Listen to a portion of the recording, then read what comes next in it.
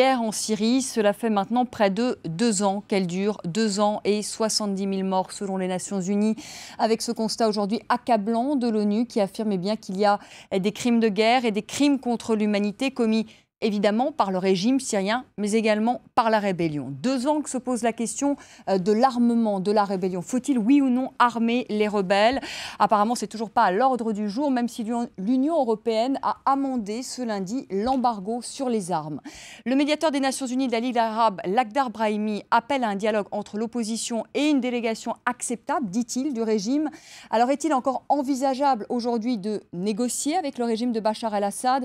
Et si le dialogue échoue, l'armement des rebelles deviendra-t-il alors inévitable pour la communauté internationale? Eh bien, on en parle ce soir avec nos invités à Paris, avec vous, Khaled Issa. Bonsoir, merci d'être avec nous. Vous êtes le vice-président de la section étrangère du comité de la coordination nationale pour le changement démocratique. Et je rappelle que vous n'êtes pas membre de la coalition nationale syrienne et que vous êtes partisan depuis le début de cette crise d'un dialogue notamment avec la Russie.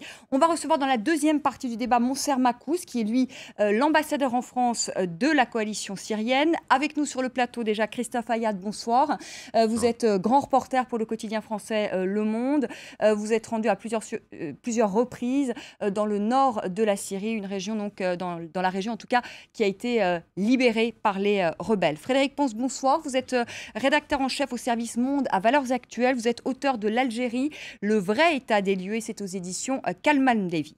Alors avant de commencer ce débat, on va tout de suite écouter le médiateur de l'ONU et de la Ligue arabe, Lakhdar Brahimi. C'était dimanche au Caire.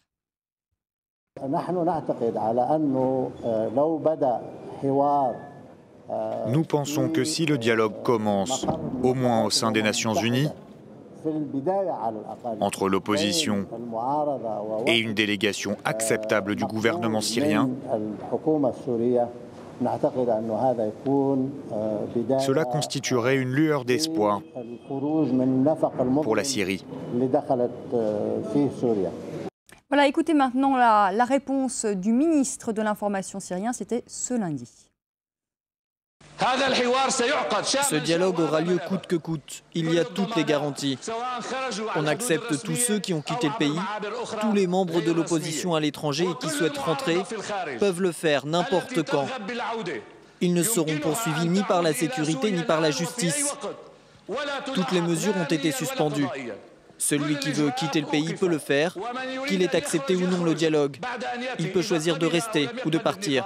Ce pays appartient à tous. Khaled Issa, vous y croyez à ce que vient de dire le ministre syrien de l'Information, qu'il est prêt au dialogue coûte que coûte? Je ne crois pas parfaitement, parce que si elles étaient prêtes à dialoguer, déjà, nous, le comité de coordination pour le changement démocratique, nous avons essayé de tenir une conférence au mois de septembre de 2012 à Damas, et le responsable de nos affaires étrangères, Dr Abdelaziz El-Khayr, a été arrêté par les autorités syriennes et toujours il est en détention avec une dizaine de militants de notre comité. Cependant, notre comité qui s'est opposé toujours à une intervention militaire extérieure contre la violence et l'utilisation des armes, soit par le régime ou par l'opposition, et puis contre la guerre entre communautaires. Alors, je pense que les autorités, jusqu'à maintenant, ne sont pas encore prêtes à dialoguer, mais je pense encore que l'opposition non plus. Il y a un début de commencement, si je peux dire, pour ouvrir cette voie de dialogue sur la base et sur le soutien des puissances étrangères, je dis communauté internationale, qui déjà s'était réunie au mois de juin de l'année dernière à Genève pour créer un gouvernement de transition doté de pouvoirs assez large, pour qu'il puisse assurer une période de transition après Bachar el-Assad. Donc le régime, jusqu'à maintenant, il mise sur la solution militaire, mais malheureusement aussi, certaines puissances régionales, notamment Qatar, l'Arabie Saoudite et surtout la Turquie, essayent d'empêcher un aboutissement pacifique de problèmes syriens. Lorsque je dis pacifique, sur la base toujours de Genève. Alors qu'on voit les deux grands acteurs principaux, la Russie et les États-Unis. Pourquoi le Qatar et la Turquie n'ont pas intérêt à une résolution pacifique du conflit? Tout à fait. Mais pour quelles raisons? Pour des raisons déjà géopolitiques et surtout sur les bases idéologiques. La Turquie, toujours, il avait des revendications territoriales et il voulait toujours imposer ses alliés en Syrie. Et surtout, la zone frontalière, il est peuplé essentiellement par les Kurdes. Et la Turquie, on sait qu'il ne veut pas que les Kurdes participent à la processus de paix. Et s'il y a Donc une vous n'y solution... croyez pas trop à ce dialogue? Alors je pensais que non. Déjà, il y a des signes positifs. Les Russes et les Américains se rapprochent et à un moment donné, ils vont arrêter les agissements des puissances régionales, la Turquie et le Qatar, de perturber ce processus. Christophe Ayad, vous y croyez, vous, à ce dialogue? Pas pour l'instant.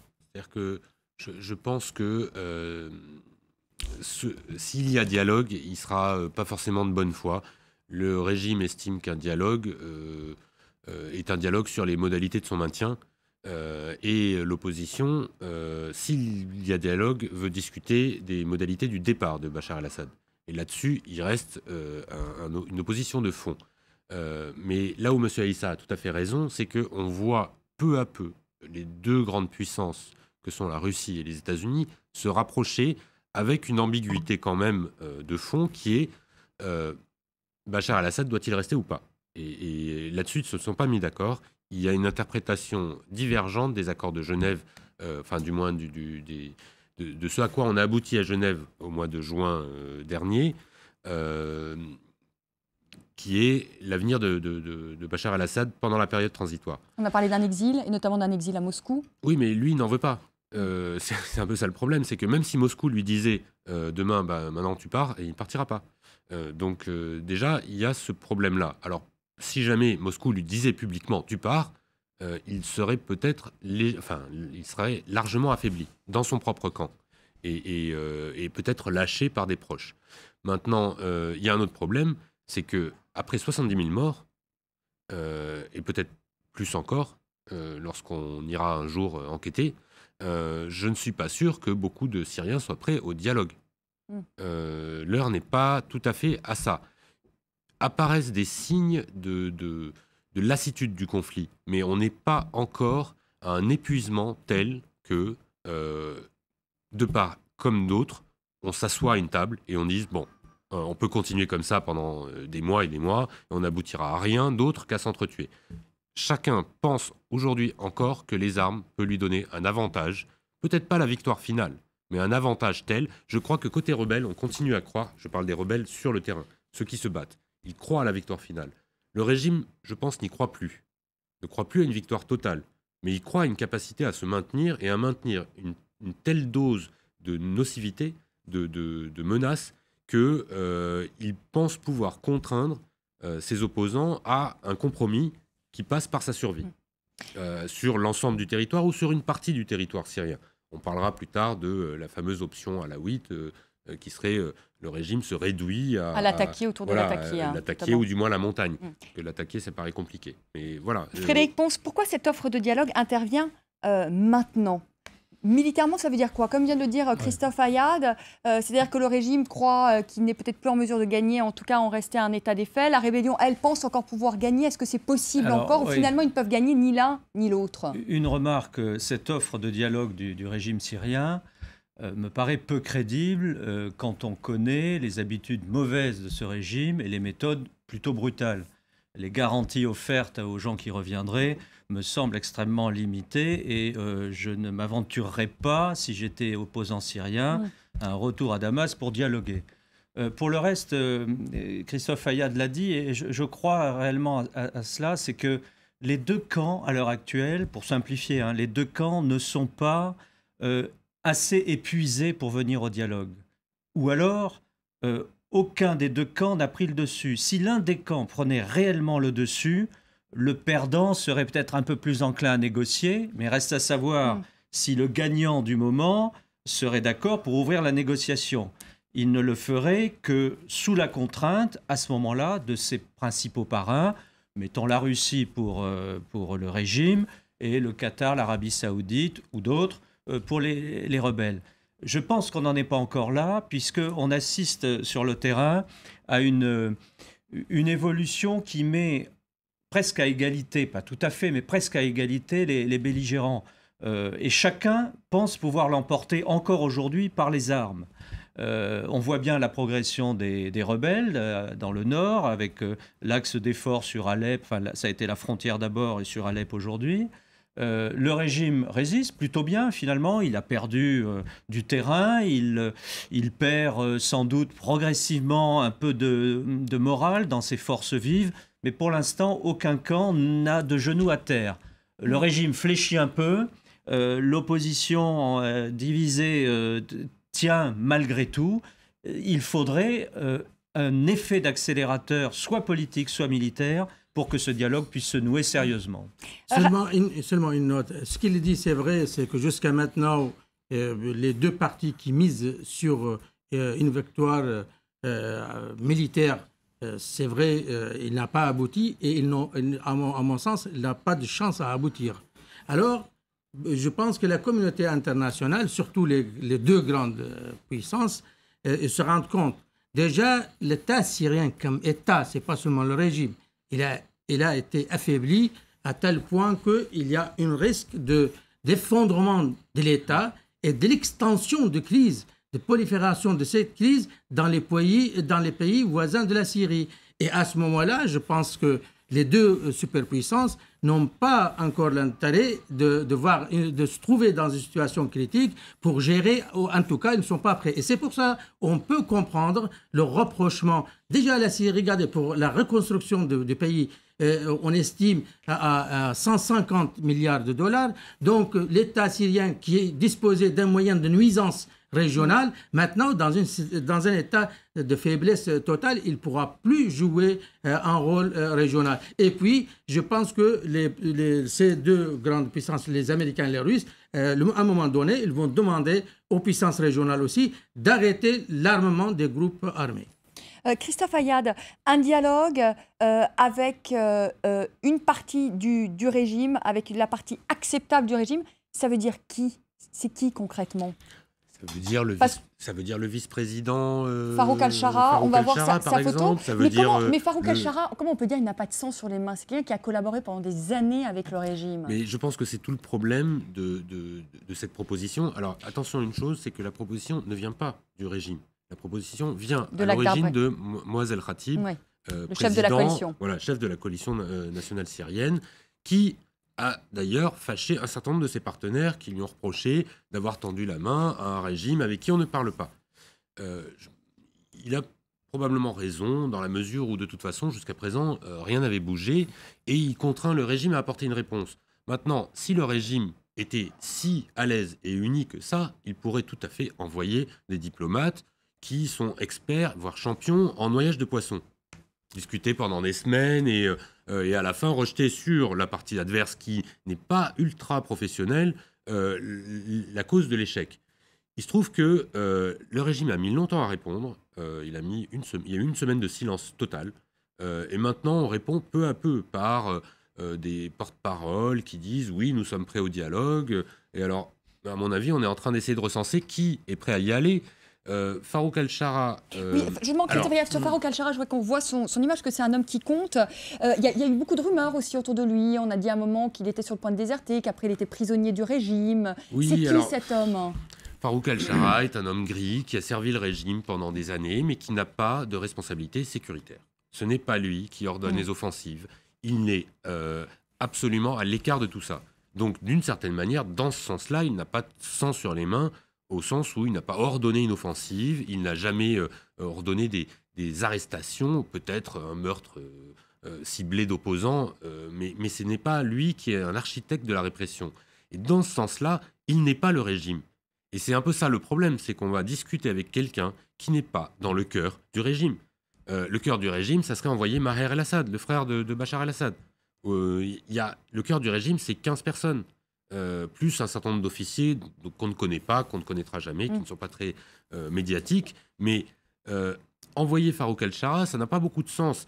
Le risque, c'est qu'ils se mettent à dire, pendant le dialogue, ce qu'il a dit une fois dans une interview à un quotidien libanais qui est la solution militaire n'en est pas une, il faut nécessairement une transition, etc. Et ça, Bachar el-Assad n'en veut pas parce que le régime, c'est lui. C'est tout le problème pour moi, en tout cas d'après ce que je pense, c'est que le régime et cette famille sont indissociables. Si on enlève la famille, le régime s'écroule. La question c'est est-ce que l'État s'écroule aussi? Et ça, certains pensent que oui, d'autres pensent que non. Les Russes pensent qu'on peut sauver le régime et l'État, et d'autres, l'Occident notamment, c'est que l'écroulement du régime sera l'écroulement de l'État. Et moi, je pense qu'on ne peut pas envoyer ce régime négocier réellement. Il peut envoyer discuter, mais négocier réellement sa propre dissolution. Ouais, je crois que ce régime fait la guerre à une partie de son peuple, mais il fait aussi de la politique. Et la façon Assad, c'est-à-dire en utilisant tous les moyens ouverts et les moyens les plus occultes. Et en même temps, il fait monter, dans la mesure du possible, des gens qui ont un certain crédit au regard de la communauté internationale, ou en tout cas qui n'ont pas de sang sur les mains comme beaucoup.